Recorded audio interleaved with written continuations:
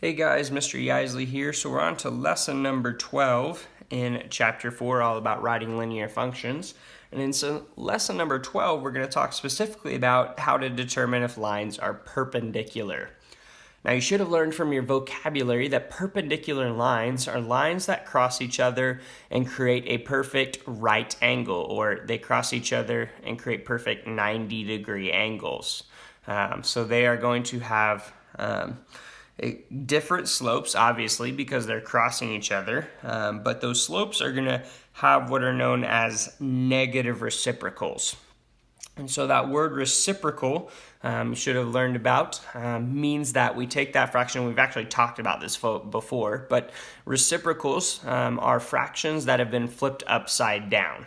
So when we say the reciprocal of a fraction, if their fraction was 1 over 4, so 1/4, we would say, all right, the reciprocal of that is 4 over 1. So we just flip that thing upside down. So again, we'll talk a little bit more about that here in a second, but that's an important idea, and make sure you understand what a reciprocal is. When it says a negative reciprocal, what it means is you're going to change the sign. So if it was a positive number, it's going to become a negative. If it was a negative, it's going to become a positive. But we'll spend a little bit more on that here in a moment. Let's go through this process, this 4 steps we do in order to determine if lines are perpendicular.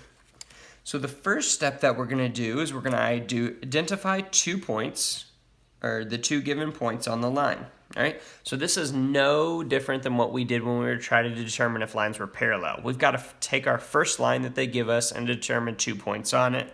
Then we're either going to plug it into slope formula, or we have the graph with you. We can find the slope by looking at it. Either one of those is completely fine. Again, if you've got the visual, I think it's a little bit quicker than using the slope formula to start at the left point and move to the right point.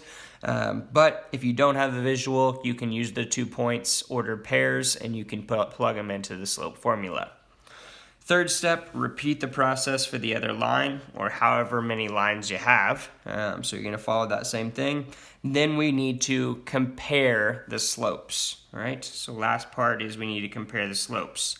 Now again, for lines to be perpendicular, all right, the slopes must be negative reciprocals. And I want to talk about that again for a second. I know I touched on it just a few seconds ago in a little bit of detail, but let's talk about how they have to be negative reciprocals. All right, negative reciprocals, all right, I'm going to highlight that just to make sure that we're really paying attention to that. Negative reciprocals means that negative part means that it's going to be the opposite sign.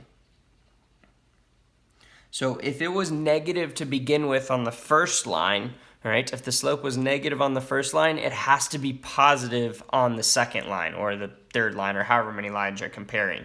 But the slopes have to be opposite in terms of if one's positive, the other has to be negative, right? Reciprocals, again, mean flipped fraction, right? They mean flipped fraction.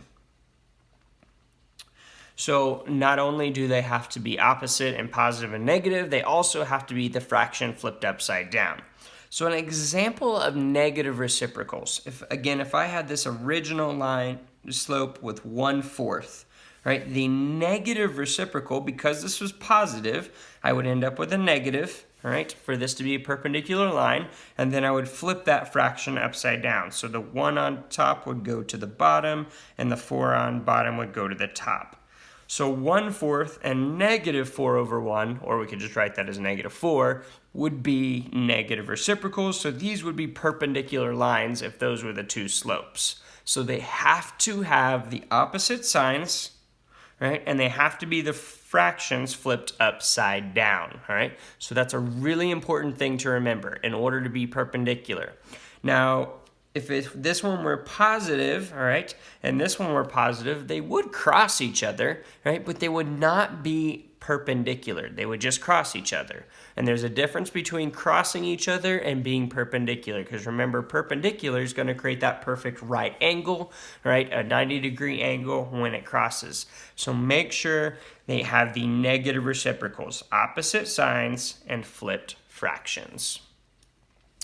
All right, well, that's all we're going to talk about in lesson number 12. In lesson number 13, you'll put this to use, but if you have any additional questions at this point, let me know. Otherwise, continue on in the chapter.